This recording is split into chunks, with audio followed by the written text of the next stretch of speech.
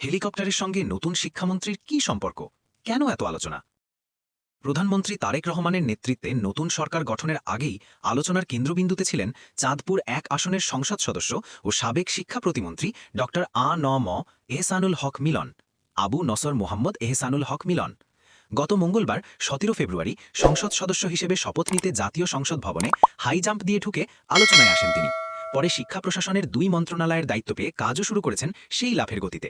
দায়িত্ব নেওয়ার দিন গত বুধবার ১৮ ফেব্রুয়ারি তিনি নিজেই বলেছেন, দেশের শিক্ষা খাতে শুধু হাই জাম্প দিলেই হবে না, দিতে হবে পোল ভল্ট জাম্প। জানা গেছে ২ দশক পর ফের শিক্ষা মন্ত্রণালয়ের দায়িত্ব পেলেন ড আ.ন.ম. এহসানুল হক মিলন। প্রতিমন্ত্রী নয়, এবার পেলেন শিক্ষা প্রশাসনের ২ মন্ত্রণালয়ের পূর্ণমন্ত্রীর দায়িত্ব। ২০০১ থেকে ৬ সালে খালেদা জিয়া সরকারের সময় দেশের শিক্ষা ব্যবস্থায় নকল দূরীকরণে সবচেয়ে বড় ভূমিকা রেখেছিলেন সেই সময়কার শিক্ষার এই প্রতিমন্ত্রী। তখন হেলিকপ্টার নিয়ে দেশের প্রত্যন্ত অঞ্চলে গিয়ে পরীক্ষায় নকল নিয়ন্ত্রণের মধ্য দিয়ে আলোচনায় আসেন ড মিলন। এছাড়া আওয়ামী লীগ সরকারের সময় ভ্যানিটি ব্যাগ চুরির মতো হাস্যকর মামলার আসামি হিসেবেও বেশ আলোচিত তিনি। দীর্ঘ বিরতির পর আবারও দেশের শিক্ষা প্রশাসনের শীর্ষ দায়িত্বে ফিরেছেন তিনি। দায়িত্ব গ্রহণের পরপরই শিক্ষা খাতে ইতিবাচক পরিবর্তনের ইঙ্গিত দিয়ে আশাবঞ্জক বার্তা দিয়েছেন তিনি। গত বুধবার সচিবালয়ে আয়োজিত সাংবাদিক সম্মেলনে শিক্ষা ব্যবস্থার বিভিন্ন গুরুত্বপূর্ণ বিষয় নিয়ে খোলামেলা কথা বলেন নতুন এই শিক্ষামন্ত্রী। পরদিন বৃহস্পতিবার ১৯ ফেব্রুয়ারি শিক্ষা খাতে জিডিপির ৫% অর্থ বরাদ্দ সহ ১২টি উদ্যোগ নেওয়া হবে বলে জানানো হয়েছে আরেকটি সাংবাদিক সম্মেলনে। ২০০১ সালের অষ্টম জাতীয় সংসদ নির্বাচনে চাঁদপুর থেকে বিপুল ব্যবধানে নির্বাচিত হওয়ার পর তৎকালীন প্রধানমন্ত্রী বেগম খালেদা জিয়ার মন্ত্রিসভায় জায়গা পান মিলন। দায়িত্ব নেওয়ার পরপরই তিনি দেশের পাবলিক পরীক্ষা ব্যবস্থায় বৈপ্লবিক পরিবর্তন আনেন।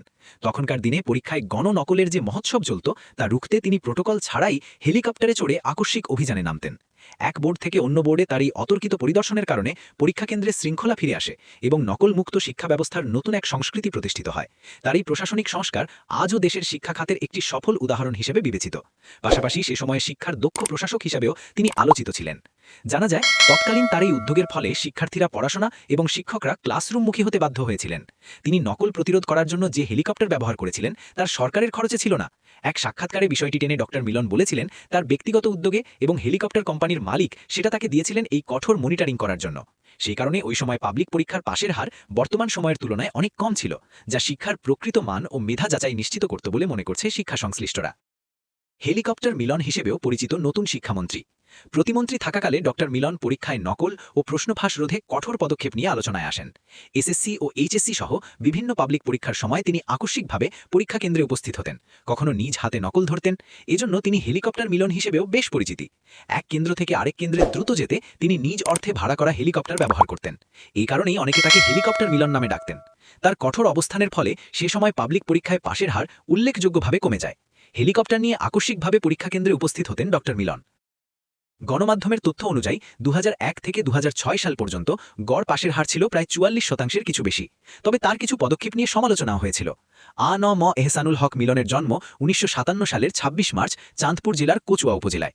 তিনি শেরে বাংলা নগর সরকারি বালক উচ্চ বিদ্যালয় থেকে মাধ্যমিক এবং গভট ইন্টারমিডিয়েট টেকনিক্যাল কলেজ বা বর্তমান সরকারি বিজ্ঞান কলেজ থেকে উচ্চ মাধ্যমিক পাশ করেন। তারপর ঢাকা বিশ্ববিদ্যালয় থেকে রসায়নে স্নাতক পাশ করে চলে যান মার্কিন যুক্তরাষ্ট্রে। সেখানকার new York institute of technology থেকে MBA ডিগ্রি অর্জন করেন। এরপর ব্রুকলিন কলেজ এবং বড়ো অফ ম্যানহাটন কমিউনিটি কলেজে সহকারী প্রভাষক হিসেবে দায়িত্ব পালন করেন এবং কর্মজীবনে ঔষধ শিল্পে রসায়নবিদ হিসেবে কাজ করেন। ২০১৮ সালে তিনি মালয়েশিয়ার আন্তর্জাতিক ইসলামী বিশ্ববিদ্যালয় থেকে রাষ্ট্রবিজ্ঞানে PhD ডিগ্রি অর্জন করেছেন।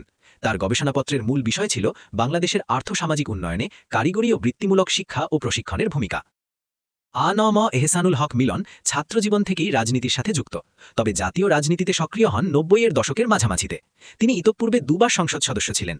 তবে এহসানুল হক মিলন সারা দেশের মানুষের কাছে সবচেয়ে বেশি পরিচিত ২০০১ থেকে ২০০৬ সালের বেগম খালেদা জিয়ার মন্ত্রিসভা শিক্ষা প্রতিমন্ত্রী হিসেবে। প্রতিমন্ত্রীর দায়িত্ব পালনকালে পরীক্ষায় নকল বিরোধী নানান তৎপরতার কারণে সারা দেশে বেশ জনপ্রিয়তা অর্জন করেছেন মিলন। এহসানুল হক মিলন চাঁদপুর ১ আসন থেকে প্রথম ১৯৯৬ সালে সংসদ সদস্য নির্বাচিত হন। তারপর ২০০১ সালে তিনি বিপুল ব্যবধানে হারিয়েছিলেন আওয়ামী লীগের প্রভাবশালী মন্ত্রী মুহিদ্দিন খান আলমগীরকে, যার পরিণতি হিসেবে মুহিদ্দিন খান আলমগীর স্বরাষ্ট্রমন্ত্রী থাকাকালে মামলার বোঝা চাপানো হয় মিলনের ঘাড়ে। হত্যা ও চেষ্টা, দাঙ্গা হাঙ্গামা, চাঁদবাজি এবং ছিনতাই সহ অর্ধশতাধিক মামলার আসামি করা হয় সাবেক এই প্রতিমন্ত্রীকে। অপদস্থ করতে দেওয়া হয় মহিলাদের ভ্যানিটি ব্যাগ চুরির মামলাও। তো কেমন লাগলো এহসানুল হক মিলনের জীবন বৃত্তান্ত এবং তাঁকে ও তার কাজকর্ম আপনার কাছে কেমন লাগে তা আমাদের কমেন্ট করে জানাতে ভুলবেন না। আর তোমরা যারা এখনও আমাদের এডুকেশন টাইম চ্যানেলে নতুন তারা সকলে আমাদের চ্যানেলটাকে সাবস্ক্রাইব করে সকল গুরুত্বপূর্ণ ভিডিওর নোটিফিকেশন সবার আগে পেতে পাশে থাকা বেল আইকনে অল চালু করে রাখো।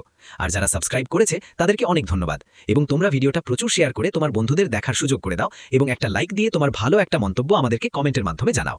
আজকে এখানেই শেষ করছি, আবারও দেখা হবে নতুন কোনো গুরুত্বপূর্ণ ভিডিও নিয়ে। তোমরা সবাই ভালো থাকো। Thanks for watching. Allah Hafiz.